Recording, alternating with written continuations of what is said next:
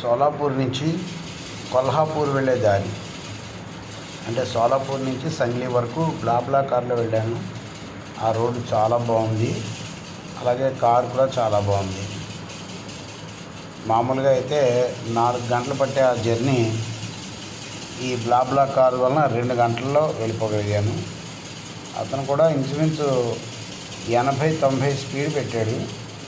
Highway చాలా బాగుంది, చాలా ఫెయిర్గా ఉంది, చాలా క్లియర్గా ఉంది. కానీ సోలాపూర్ మాత్రం చాలా గలీజ్గా ఉంది. అలాగే సంగ్లీ గలీజ్గానే ఉంది. ఇక కొల్హాపూర్ అంతా కూడా అంతే. హైవే ఒక్కటే బాగుంది. ఇక చూడండి ఊళ్ళో బస్సులు ఎలా ఉన్నాయో, ఎంత అందంగా ఉన్నాయో చూడండి బస్సులు.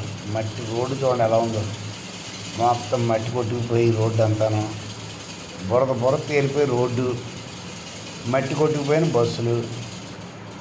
ఇక ఎంఎస్ఆర్టీసీ అయితే మరీ దారుణం. ఎంహెచ్ఆర్టీసీ మహారాష్ట్ర బస్సులు ఎక్కకూడదనిపించేలా ఉన్నాయి. అసలు ఒక బటన్ నడవు. మరి ఏమిటో వాటికి సమస్య ఏంటో తెలియదు. వాటికి ఎంత యాక్సిడెంట్ మీద ఎక్కి కూర్చున్నా సరే బస్సు కదలదు.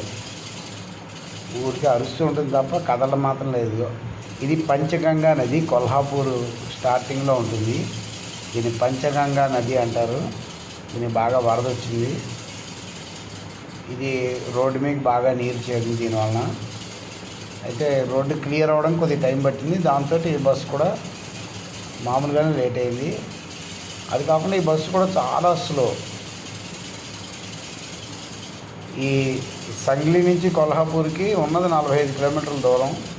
కానీ ఆ 45 కిలోమీటర్ల దూరాన్ని గంటన్నర తీసుకెళ్ళాడు ఈ బస్సులో. ఇది ఎంహెచ్ఆర్టీసీ బస్సు అన్నమాట. రేట్ ఎక్కువ, వేగం తక్కువ. అయితే మహారాష్ట్ర నుంచి కర్ణాటక అక్కడికి రావాలంటే మనం కర్ణాటక బస్సులు ప్రిఫర్ చేయడం మంచిది మహారాష్ట్ర బస్సుల కంటే. లేకపోతే ఈ బస్సులు ఏమైనా రిపేర్ చేస్తే ఏమైనా వాడచ్చేమో తెలియదు. కానీ చాలా స్లో అనమాట. మళ్ళీ కొల్హాపూర్ నుంచి కాగల్ వెళ్ళడానికి నేను కర్ణాటక బస్సు ఎక్కాను, బెల్గావ్ వెళ్ళే బస్సు. ఆ బస్సు అయితే చాలా వేగంగానే తీసుకొచ్చాడు.